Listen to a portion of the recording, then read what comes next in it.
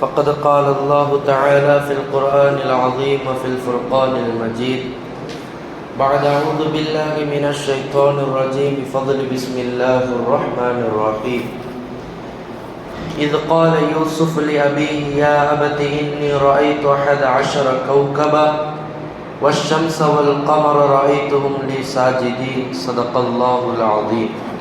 الحمد لله. அல்லாஹ்வினுடைய மிகப்பெரும் கிருபையினால் இன்றைய தராவீஹ் தொழுகையினை முழுமையாக தொழச் செய்த ரப்புல் ஆலமீனிற்கு எல்லா புகழும் உரித்தாகட்டுமாக. அதே போல எஞ்சியிருக்கக்கூடிய எல்லா நாட்களிலும் எல்லா வகையான இபாதத்துகளையும் செய்யக்கூடிய ஆஃபியத்தை ரப்புல் ஆலமீன் உங்களுக்கும் எனக்கும் வழங்கியருள் புரிவானாக. ஆமீன். அல்ஹம்துலில்லாஹ். நேற்றைய தினம் நாம் சூரத்துல் ஹூத் என்று சொல்லப்படக்கூடிய அத்தியாயத்திலே ஒரு சில நபிமார்களை குறித்து நாம் பார்த்தோம். தொடர்ச்சியாக இந்த ஹூதிற்கு அடுத்தபடியாக சூரத்துல் யூசுப் என்ற அத்தியாயம் வருகிறது. இந்த சூரத்துல் யூசுப், சூரத்துல் ராத், சூரத்துல் இப்ராஹிம், சூரத்துல் ஹிஜ்ர், சூரத்துல் நஹல் இதுவரைக்கும் இன்னைக்கு ஓதியாச்சு. இந்த சூறாக்களுக்கு பெருமானார் ஸல்லல்லாஹு அலைஹி வஸல்லம் அவர்கள் அல் மிஈன் அப்படின்னு சொல்லுவாங்க. அல் மிஈன் அப்படின்னு சொன்னால் 100ற்கும் மேற்பட்ட வசனங்களை கொண்ட சூறாக்கள் அப்படின்னு சொல்லி இந்த சூறாக்களுக்கு சொல்லுவாங்க. அப்போ நம்ம கவனிக்க வேண்டிய ஒரு மிக முக்கியமான ஒரு விஷயம், இன்னைக்கு சூரத்துல் யூசுப் ஒவ்வொரு வருஷமும் இந்த சூரத்துல் யூசுஃபை நம்ம விடுறதே கிடையாது. ஏன் அப்படின்னு சொன்னால் இதில் வரக்கூடிய ஒவ்வொரு ஆயத்துகளும் பல விஷயங்களை குறிக்கும். பல விஷயங்கள், அதாவது ஒரு ஆயத்தை நம்ம நேரடியாக அர்த்தம் எடுத்தோம் அப்படின்னு சொன்னால் நமக்கு நேராக சில அர்த்தம் புரியும். ஆனால் ரப்புல் ஆலமீன் இந்த சூரத்துடைய துவக்கத்தில் ஒரு வார்த்தை சொல்கிறான், நஹ்னு நகுஸ்ஸு அலைக அஹ்ஸனல் கஸஸி பிமா அவ்ஹைனா இலைக ஹாதல் குர்ஆன். குர்ஆனில் இறக்கப்பட்ட சூறாக்களிலே பல சம்பவங்களிலே வரலாறுகளிலே ஒரு அழகிய வரலாறாக இந்த யூசுப் வரலாறை நாம் இறக்கி வைத்திருக்கிறோம் அப்படின்னு அல்லாஹ் சொல்கிறான். எனக்கு புரியல. நான் முதல்ல என்ன நினச்சேன் அப்படின்னு சொன்னால், சரி கேட்கறதுக்கு கொஞ்சம் நல்லா இருக்கும் போல, அதுக்காக வேண்டி அல்லாஹ் இந்த வசனத்தை சொல்லியிருக்கிறான் போல. ஏன்னா யூசுப் அலைஹிஸ்ஸலாத்துடைய வரலாறு பல தடவை நம்ம கேட்டிருப்போம். கேட்கும் போதே ரொம்ப இன்பமாக இருக்கும். எத்தனை முறை கேட்டாலும் திரும்ப திரும்ப கேட்குற ஒரு எண்ணம் வரும். ஒருவேளை அல்லாஹ் இதுக்காக தான் இந்த வசனத்தை சொல்லியிருப்பானோன்னு நான் நினச்சேன். ஆனால் அல்லாஹ் சொல்ல வந்த விஷயம் அது கிடையாது. அதுக்கு அடுத்த வசனத்தில் அல்லாஹ் தஆலா பேசுகிறான், இது கால யூசுஃப் லி அபீஹி யா அபதி இன்னி ரஅய்து 11 கௌகபன் வஷ்ஷம்ஸ வல் கமர ரஅய்துஹும் லீ சாஜிதீன். யூசுப் அலைஹிஸ்ஸலாத்து வஸ்ஸலாம் அவர்கள் என்ன செய்கிறாங்க, தன்னுடைய தந்தை இடத்துல போய் சொல்கிறாங்க, இந்த மாதிரி நான் ஒரு கனவு கண்டேன்.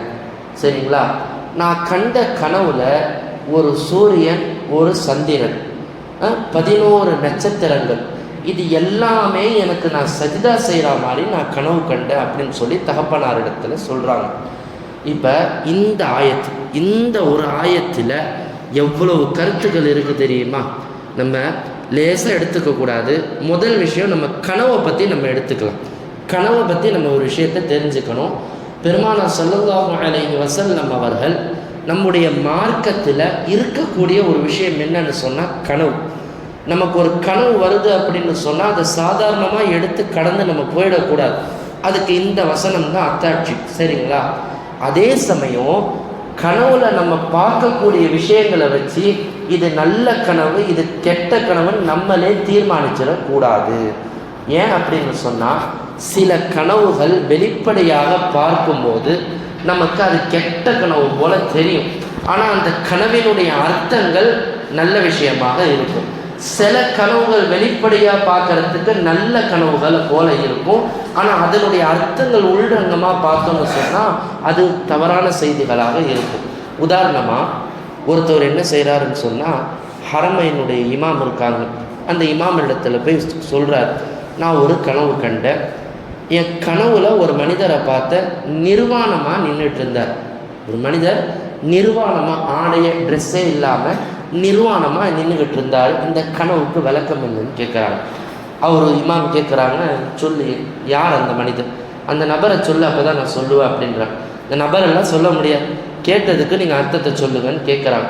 அப்போ அந்த இமாம் சொல்கிறாங்க, நீ பார்த்த கனவு உண்மையிலேயே ஹக்காக இருந்தால் அந்த மனிதர் பிறந்த பாலகனை போல பாவங்களை மன்னிக்கப்பட்ட மனிதன் அப்படின்ற விஷயத்த ரப்புல் ஆலமீன் கனவுல விளக்குறான் அப்படின்னு சொல்கிறாங்க.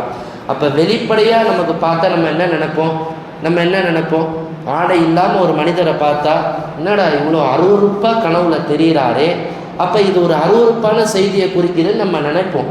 ஆனால் அந்த ஹரமைனுடைய இமாம் சொல்கிறாங்க, இந்த கனவுக்கு விளக்கம் அவருடைய எல்லா பாவங்களும் மன்னிக்கப்பட்டு அன்று பிறந்த பாலகன்னா எப்படி இருப்பாங்க, எந்த ஆடையும் இல்லாமல் இருப்பாங்கல்ல, அதைத்தான் அந்த கனவு குறிக்குது, அவருடைய பாவம் எல்லாம் மன்னிக்கப்பட்டுச்சுன்னு சொல்கிறாங்க.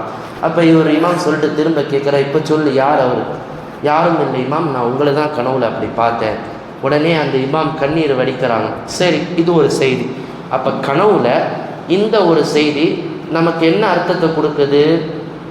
ஒரு நல்ல அர்த்தத்தை கொடுக்குது. ஒரு அருவருப்பான விஷயத்தை பார்த்துருக்கோம், ஆனால் நல்ல அர்த்தத்தை கொடுக்குது.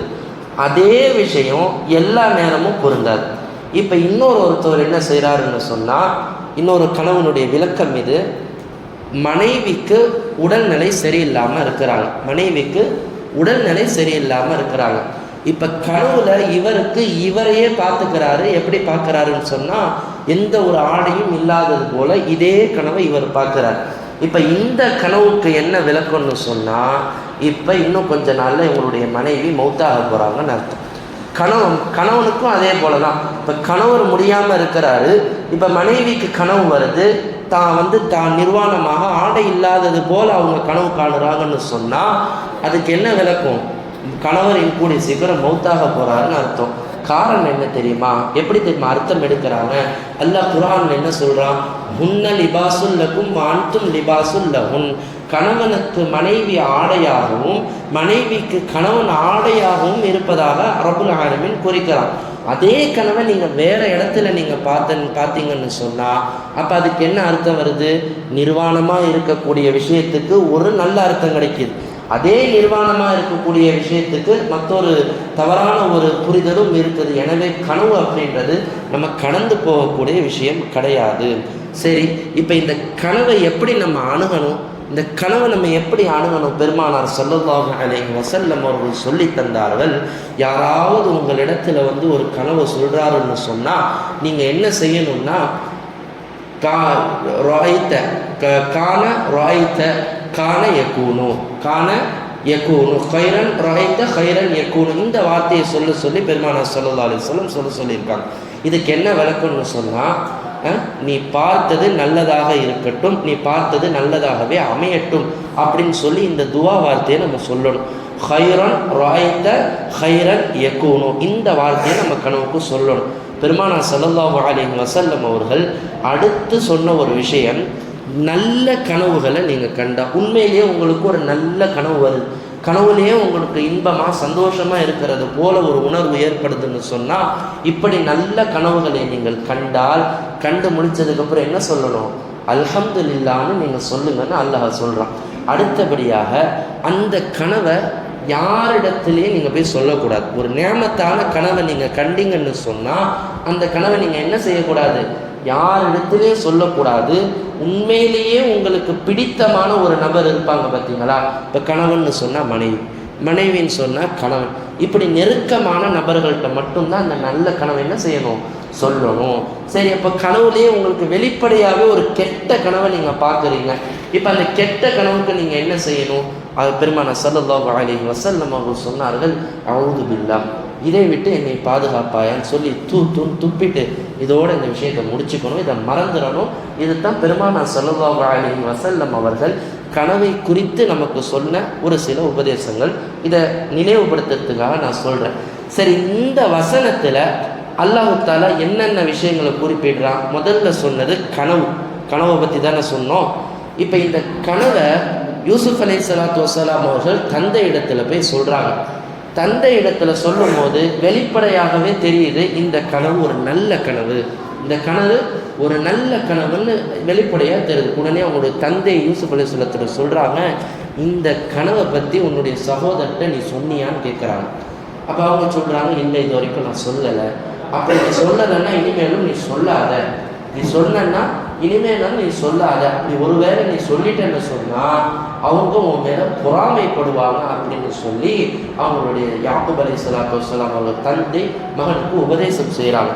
அப்போ இதில் நமக்கு வர ஒரு படிப்பினை என்னென்னு சொன்னால், ஒரு நல்ல விஷயம் உங்களுக்கு நடக்குது, கனவு மட்டும் கிடையாது, உங்கள் வாழ்க்கையில் ஒரு நல்ல விஷயம் நடக்குது, நீங்கள் ஒரு அடுத்த லெவலுக்கு போகிறீங்க, அல்லது உங்களுக்கு ஒரு பெரிய செல்வம் வருது, ஒரு நியமத்து வருதுன்னு சொன்னால் நீங்கள் என்ன செய்யக்கூடாது, சகோதரர்கள்ட்ட கூட அதை வெளிப்படுத்தக்கூடாது. உண்மையிலேயே உங்களுக்கு அவங்க பிரியமானவர்கள் என்று தெரிந்தால் மட்டும்தான் நீங்கள் என்ன செய்யணும், அந்த நியமத்தை அவங்கள்ட்ட வெளிப்படுத்தணும். மற்ற எல்லா சகோதரர்களாக இருந்தாலும் கூட உங்களுடைய நியமத்துகளை நீங்கள் வெளிப்படுத்தக்கூடாது அப்படின்றத இந்த திருவசனத்தின் மூலமாக ரப்புல் ஆலமீன் நமக்கு உணர்த்துகிறார். சரியா, இது ஒரு செய்தி. இரண்டாவது தான் இந்த இதில் நிஜமாக இந்த ஆயத்தை தஃப்சீர் எடுக்கும்போது நானே வியந்துட்டேன், இதில் இப்படி ஒரு விஷயத்தை அல்லாஹ் சொல்கிறானா அப்படின்றது. ரெண்டாவது என்னன்னு சொன்னால், இந்த ஆயத்தில் அல்லாஹ் குடும்பவியலை பற்றி அல்லாஹ் பேசுகிறான். என்ன அப்படின்னு சொன்னால், இது கால யூசுப் லி அபீஹி யா அபதி இன்னி ரஅய்து அஹத அஷ்ஷர கௌகபா. முதல்ல அவங்க கனவுல பார்த்த விஷயங்கள் என்ன, 11 நட்சத்திரங்களை அவங்க பார்த்தாங்க. ரெண்டாவது வஷ் ஷம்ஸ சூரியனை பார்த்தாங்க, வல் கமர சந்திரனை பார்த்தாங்க. இந்த எல்லா விஷயங்களும் தனக்கு சஜிதா செய்வதா பார்த்தது முழு ஆயத்தினுடைய விளக்கம். இதில் அல்லாஹு தாலா அந்த 11 நட்சத்திரங்கள்னு சொல்கிறது யாரை குறிக்குது, அவங்களுடைய 11 சகோதரர்களை குறிக்குது. வஷம்சன் சொல்லக்கூடிய அந்த சூரியன் என்பது தன்னுடைய தந்தையை குறிக்குது. அந்த வல் கமரன் சொல்கிற அந்த சந்திரன் யாரை குறிக்குது, தன்னுடைய தாயை குறிக்குது. இதில் அல்லாஹ் எப்படி தெரியுமா குடும்பவியலை பேசுகிறா, முஃபஸ்ஸிரீன்கள் அழகாக எழுதுகிறாங்க. இந்த ஷம்ஸ், இந்த சூரியன் என்று சொல்லக்கூடிய இந்த ஒரு குடும்பத்தில் ஒரு கணவன் என்பவன் சூரியனை போல இருக்க வேண்டும். சூரியன் எப்படி இருக்கும், பிரகாசமாக இருக்கும், தெளிவாக இருக்கும், எந்த ஒரு கவலை கபடங்களும் அதில் இருக்காது. அப்போ ஒரு முடிவை ஒரு குடும்பத்தில் எடுக்கிறாங்கன்னு ஒரு விஷயத்தை எடுக்கிறாங்கன்னு சொன்னால் யார் அதை ஃபைனலைஸ் பண்ணணும், குடும்ப தலைவரான கணவன் அதை செய்யணும். சரி, அப்போ நிலவை போல் அவங்க சொன்னாங்களா இல்லையா, அந்த நிலவு யாரை குறிக்குதுன்னு சொன்னால் மனைவிமார்களை குறிக்குது. நிலவுடைய குணம் என்னங்க, நிலவு பார்க்க ரொம்ப அழகாக இருக்கும், ஆனால் நிலவுக்குன்னு தனி வெளிச்சம் இருக்குதா, கிடையாது. ஆனால் நிலவு எதனுடைய வெளிச்சத்தை வாங்குது, சூரியனுடைய வெளிச்சத்தை சார்ந்துதான் நிலவுடைய வாழ்க்கையை அல்ல அமைச்சிருக்கிறான். அப்போ மனைவியினுடைய வாழ்க்கை எப்படி இருக்கணும்னு சொன்னால், கணவனினுடைய வாழ்க்கையை சார்ந்துதான் மனைவியினுடைய வாழ்க்கை அமைய வேண்டும் அப்படின்ற ஒரு மிகப்பெரிய ஒரு குடும்பவியலை ரப்புல் ஆலமீன் இந்த வசனத்தில் பேசுகிறான். அப்போ மனைவிமார்கள் எந்த முடிவை எடுத்தாலும், எந்த ஒரு ஆலோசனையாக இருந்தாலும் கணவனை சார்ந்துதான், கணவனினுடைய அழகான ஆலோசனைகளின் மூலமாகத்தான் எந்த ஒரு முடிவாக இருந்தாலும் அவர் எடுத்தால் மட்டுமே ரப்புல் ஆலமீன் அந்த குடும்பத்திற்கு அழகான ஒரு விளக்கை கொடுப்பான் என்பதை இந்த ஆயத்தில் முஃபஸ்ஸிரீன்கள் அழகாக நமக்கு விளக்குகிறார்கள். இதைத்தான் ரப்புல் ஆலமீன் நமக்கு கற்றுத்தருகிறார். சரிங்களா, இது இந்த ஆயத்தினுடைய இன்னும் பல விளக்கங்கள் வந்துக்கிட்டே இருக்குது, பேசுகிறதுக்கு நமக்கு நேரம் இல்லை. அதனால் இந்த 2 விளக்கத்தை மட்டும் நான் சொல்லிடுறேன், மனசில் வச்சுக்கங்க. அடுத்து இது சூறாவினுடைய துவக்கம். சூறாவினுடைய கடைசியில் அல்லாஹ் என்ன தெரியுமா பேசுகிறான், இன்னைக்கு தினம் அது பொருந்தும். என்ன அப்படின்னு சொன்னால், யூசுப் அலைஹிஸ்ஸலாத்து வஸ்ஸலாம் அவர்களுடைய சகோதரர்கள் அவங்களுக்கு மிகப்பெரிய ஒரு அநியாயத்தை செய்வாங்க. நம்ம எல்லாருக்கும் தெரியும், இன்றைக்கி நம்ம ஒரு சொத்து விவகாரம் அல்லது ஏதாவது ஒரு ஃபங்க்ஷனுக்கு ஒரு கூட பிறந்த ஒரு அண்ணனை தம்பியை நம்ம கூப்பிடலன்னு சொன்னால் இன்றைக்கி குடும்பத்தோடு நம்மளை ஒதுக்கி வச்சிருவாங்க. இது ஒரு பெரிய தகராறாக மாறுது. ஆனால் யூசுப் அலைஹிஸ்ஸலாத்து வஸ்ஸலாம் அவர்களை அவர்களுடைய சகோதரர்கள் என்ன செஞ்சாங்க, கொலையே செஞ்சுட்டாங்க. கொலை செஞ்ச முடிவு தான், எடுத்துகிட்டு போய் கிணத்துல தூக்கி போடுறதுன்றது அவங்களை இனி வாழ்வாதாரத்தில் பார்க்கவே கூடாதுன்ற ஒரு முடிவு தான். இது யூசுப் அலைஹிஸ்ஸலாத்து வஸ்ஸலாம் அவர்களுடைய திகநிலையும் இருக்குது, அவங்க இதை கொஞ்சம் கூட மறக்கலை. ஆனால் இந்த மிஸ்ர நாட்டுக்கு திரும்ப இவங்களுடைய சகோதரர்களையும் தந்தையும் அல்லாஹ் தஆலா யூசுப் அலைஹிஸ்ஸலாத்தை பார்க்க வர வைக்கிறாங்க. அப்போ பார்க்க வரும்போது யூசுப் அலைஹிஸ்ஸலாத்து வஸ்ஸலாம் அவர்களுடைய மனது எப்படி தெரியுமா இருந்துச்சு, அந்த இடத்துல அவங்க கஷ்டப்பட்டு விரோதத்தோடு கோபத்தோடு கிடையாது. அப்படியே அரவணைச்சாங்க. சகோதரர்களை பார்த்தோன்னே ஒரு சந்தோஷம், புன்யாமீனை பார்த்தோன்னே இன்னும் சந்தோஷம், தந்தையை பார்த்தோன்னே இன்னும் சந்தோஷம்.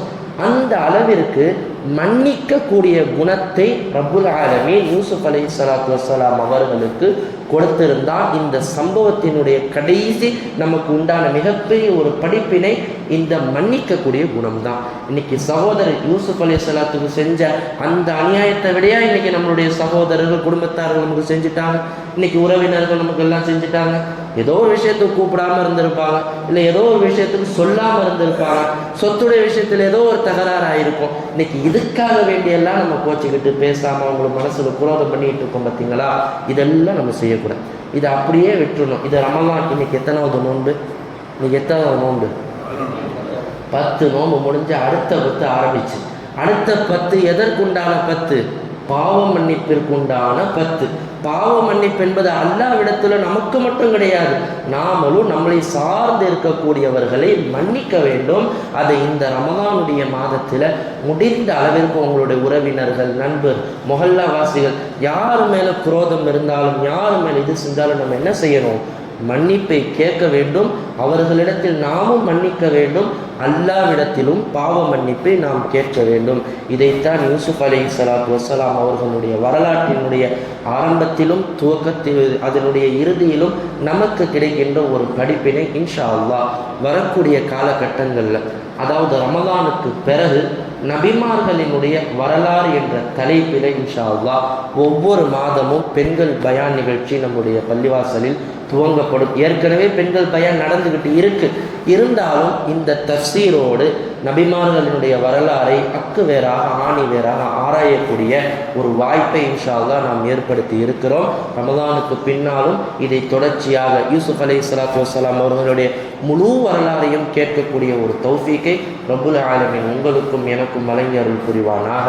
நமக்கு இந்த 2வது 10 ரப்புல் ஆலமீன் என்னென்ன பாவ மன்னிப்புகளை எல்லாம் வைத்திருக்கிறானோ எல்லா வகையான பாவ மன்னிப்புகளையும் உங்களுக்கும் எனக்கும் ரப்புல் ஆலமீன் வழங்கி அருள் புரிவானாக. وآخر دعوانا الحمد لله رب العالمين. نويت صوم غد عن أداء فرض رمضان هذه السنة لله تعالى. இந்த வருடத்தில் ரமதான் மாதத்தின் ஃபர்தான நோன்பை அதாவாக நாளை நோக்க நியத்து செய்கிறேன் அல்லாஹ்வுக்காக. ஸல்லல்லாஹு அலா முஹம்மது